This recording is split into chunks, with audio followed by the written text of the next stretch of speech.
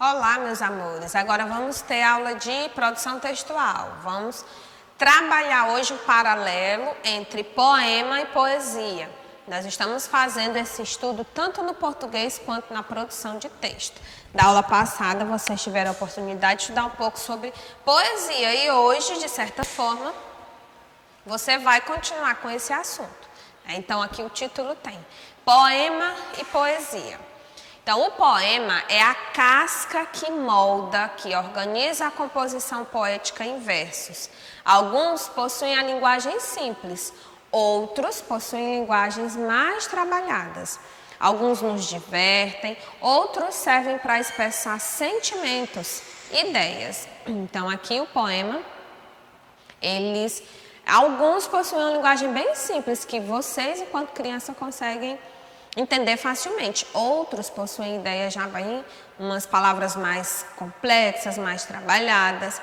E a poesia é o recheio do poema, é a sentimentalidade presente na composição. Foi o que vocês estudaram na aula passada, onde um desenho, uma imagem, um retrato poderia apresentar poesia. Falando sobre poema, qual é a finalidade? Expressar sentimentos, emocionar, entreter o leitor. Qual é o veículo? Onde é que você pode encontrar? Em livros, jornais, revistas, sites de internet.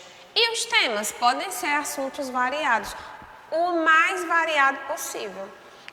A estrutura, ele é composto de versos que são agrupados em uma ou mais estrofes. Então, todo poema ele é escrito em versos. E o tipo de linguagem que é usada? Expressiva, figurada, pessoal, subjetiva, é usada de acordo com a norma padrão. Explora sonoridade, construída com repetições, ritmos e rimas. Então, todo poema você vai encontrar rimas, certo? Critérios para a construção. Então, quando você vai construir um poema, né? O primeiro critério que você tem que observar é a questão do verso, que é a unidade rítmica do poema. E esses versos, eles podem ser longos ou curtos. Então, todo poema ele vai estar escrito em versos. E estrofe é um conjunto organizado de versos. Existem, como eu listei para vocês aí, diversos tipos de estrofe. Vamos dar exemplo aqui. O monóstico é a estrofe com apenas um verso, ou seja, uma linha só. O dístico, 2 versos. O terceto, 3 versos. A quadra ou quarteto, 4 versos. A quintilha, 5 versos. As sextilhas são 6 versos. Geralmente, né, a gente costuma encontrar boa parte dos poemas com sextilhas, mas existe a setilha, existe a oitava, existe a nona e existe a 10ª. Vai depender de quem está produzindo esse poema, certo? Isso aqui é para que vocês tenham um conhecimento, né, de que aquelas estrofes, elas recebem um nome padrão, dependendo de quantos versos contenham cada uma delas. Ritmo e sonoridade são os elementos primordiais do poema. A linguagem tende a ser o ritmo do poema e a sonoridade transforma, estabelece os jogos sonoros e as relações de sonoridade entre um verso e outro, as imagens e os significados. Então, aqui nós falamos de ritmo. E quando eu falo de rima, recurso poético que emprega palavra com sons semelhantes. Então, a rima ele já é bem conhecido de vocês, né? Então, o final da palavra, os sons dessas palavras no final, elas são semelhantes para que haja essa rima, certo? Aqui eu trouxe um exemplo que eu não vou ler todo, vou ler só o início de um poema, né? Ainda bem, de Marisa Monte. Ainda bem que agora eu encontrei você. Eu realmente não sei o que eu fiz para merecer você. Até uma música, né? Porque ninguém dava nada por mim. Quem dava, eu não estava afim. Até desacreditei de mim. O meu coração já estava acostumado com a solidão. Quem diria que ao meu lado você iria ficar? Você veio para ficar, você que me faz feliz, você que me faz cantar assim. Então, se vocês tiverem curiosidade, coloquem lá no Google, né, a música Ainda Bem, de Marisa Monte, que vocês vão encontrar. Só que o que eu quero de fato apresentar para vocês hoje são os chamados poemas concretos, que é o que vocês estão estudando em português e vão produzir aqui na aula de produção. Poemas concretos, também chamados de poesias visuais, né, que são aquelas que a gente tem muito além da questão do ler, tem muito a questão do visualizar.